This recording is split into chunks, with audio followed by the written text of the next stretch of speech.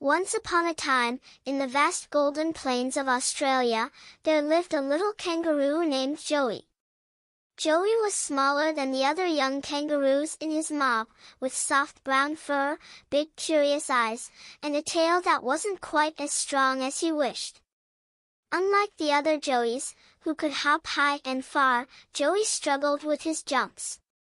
"Come on, Joey. Hop with us," called Kip, the fastest and strongest Joey in the group. Joey tried his best, but no matter how hard he pushed, he could never keep up. Thump! Thump! The other Joeys soared over bushes and rocks, while Joey barely made it past the first hurdle. "Maybe you're just not meant to be a great jumper," laughed Tilly, a playful but mischievous kangaroo dot. "You should just walk like the wombats," teased another. Joey's ears drooped. He wanted to be like the others, but no matter how much he practiced, he always fell behind. He began to doubt himself. One evening, Joey sat alone under a tall eucalyptus tree, watching the golden sunset paint the sky. "Why can't I be as fast and strong as Kip? Why can't I jump like the others?" he sighed. That's when a gentle voice spoke behind him. "Because you don't believe you can." Joey turned around and saw old Matilda, the wisest kangaroo in the mob. Her fur was silver with age, and she had seen many seasons in the wild. "I do believe," Joey insisted. "I practice every day, but I still fail." Matilda smiled.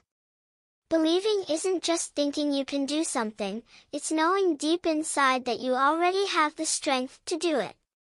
Joey blinked in confusion. "But, how do I know that?" Matilda chuckled and pointed to a mighty river that stretched across the plains. "See that river? It once started as just a tiny stream, smaller than your paw. It didn't know how big it could become. But it kept flowing, never stopping, never doubting. Now, look at it. Do you think it still wonders if it's strong?" Joey stared at the river, watching its waters rush powerfully. He had never thought of it that way. Matilda continued, "Tomorrow, I want you to come with me. I have something to show you." The next morning, as the sun warmed the plains, Joey followed Matilda deep into the wilderness. They stopped in front of a huge rock, bigger than any Joey had ever seen. "This," Matilda said, "is the Great Rock. And I challenge you to jump over it." Joey's eyes widened. "That's impossible. I can't even jump as high as Kip, and he wouldn't be able to clear that." Matilda just smiled. "Try." Joey hesitated but took a deep breath. He bent his knees, wiggled his tail for balance, and leaped with all his might. Thump! He barely made it a few feet up before tumbling back down. "See? I told you I can't do it," Joey mumbled. "Try again," Matilda said. Joey groaned but obeyed. He jumped. Fell. Jumped again. Fell again. For hours, he tried. His legs ached, his breath grew heavy, and sweat covered his fur. "Matilda, it's no use," he finally panted. "I'll never make it." Matilda nodded thoughtfully. "Let's rest for today. We'll try again tomorrow."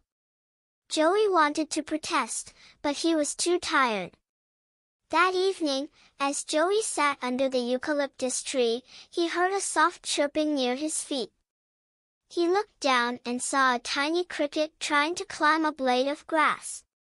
It hopped once but slipped back down. It tried again, slipped again. Joey watched, fascinated. Why doesn't it just give up? He wondered aloud. The cricket didn't stop. It kept hopping, again and again, until finally, it reached the top. Joey felt a strange feeling inside him.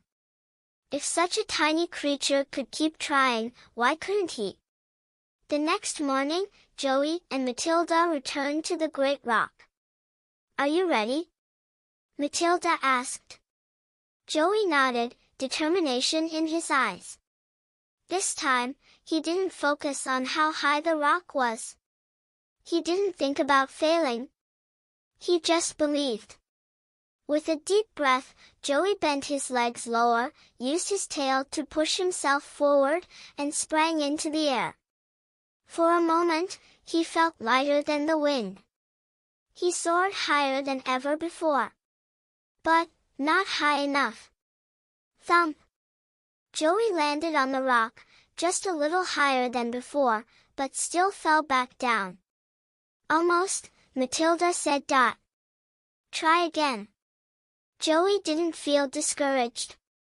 He felt excited. He was getting closer. Again, he jumped. Higher. Thump. Again. Thump. Again. Then, something magical happened. Joey's legs pushed off with power he never felt before. His heart raced as he flew higher than he ever thought possible. And this time, he landed on top of the great rock. Joey gasped. He had done it. I did it, he cried, his voice full of joy. Matilda smiled proudly. "You always could. You just needed to believe in yourself." When Joey returned to the mob, the other Joeys noticed something different about him. "Why do you look so happy?" asked Kip. "Because I jumped over the great rock." Joey beamed. The others gasped. "That's impossible," said Tilly. "Not anymore," Joey said with a grin. From that day on, Joey was no longer the slowest. He practiced every day, and soon, he could jump higher than any other Joey in the mob. But most importantly, he learned that true strength doesn't come from big muscles or long legs, it comes from believing in yourself. And so, Joey became the strongest jumper in the mob, not because he was the biggest, but because he never stopped trying.